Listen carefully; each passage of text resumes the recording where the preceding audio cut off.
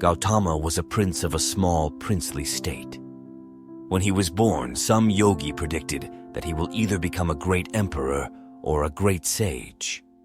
When he made this prediction, Gautama's father got a little excited. He did not want him to become a great sage. He wanted him to become a great emperor. He thought that by being exposed to some suffering or misery, he may turn into a sage. So he kept him in utter pleasure, the best of food, clothes, and pleasures.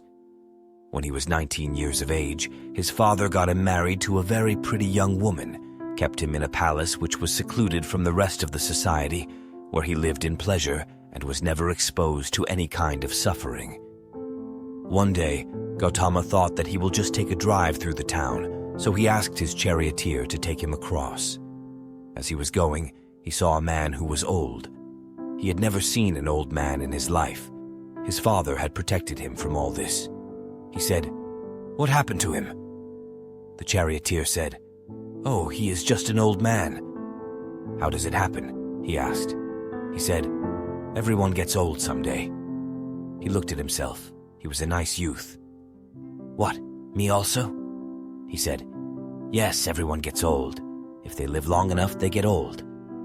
This was a realization for him that I will become like this.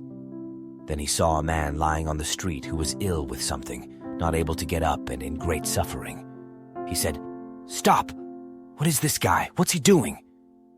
He said, "Oh, he is sick, unfortunately." "What does that mean?" He said, "The body. Sometimes it gets sick. It can happen to just anyone. Me, a prince. It can happen to me. It can happen to anyone." Then he saw, "Oh, I can become like this." He was completely disturbed by this. Then they went further and he saw a funeral. They were carrying the dead body of a man.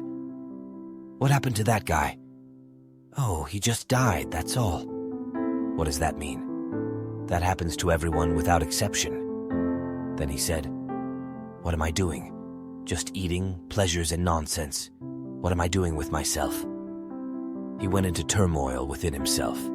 Suddenly, being a prince and the pleasures of this palace broke apart for him. He started looking. What is the point of all this? This body is going to get old. This may get sick and this will be dead for sure. Why am I investing my entire life in this? But by then, he had an infant boy. He could not leave this loving wife and this lovely little baby. He struggled and struggled. By then, a little over 1¼ year had passed. When the little boy was 1½ years of age, he could not hold it anymore.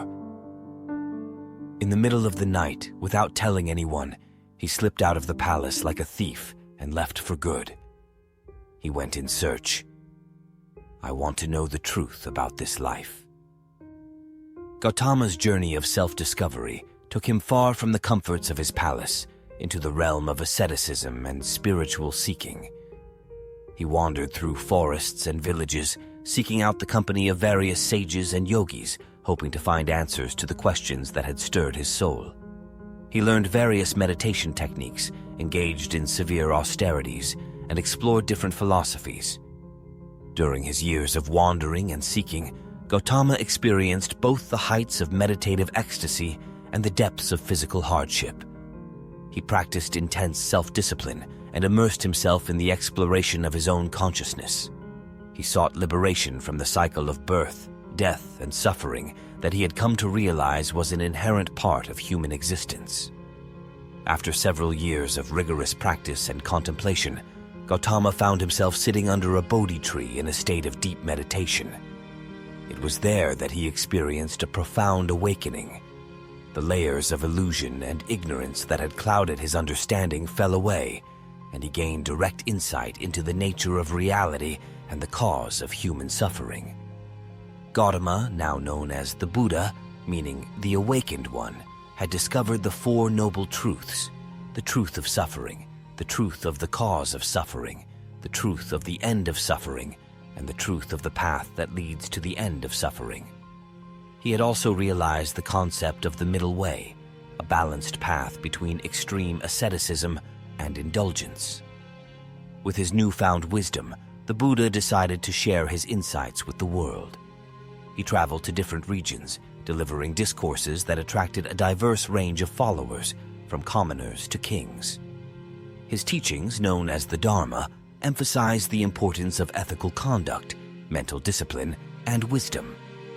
He taught about the impermanent and interconnected nature of all things, and the potential for liberation through the eradication of desires and the development of mindfulness. Over time, the Buddha's teachings gained a widespread following, and monastic communities formed around his teachings. The Sangha, or monastic order, became an integral part of the propagation of his teachings.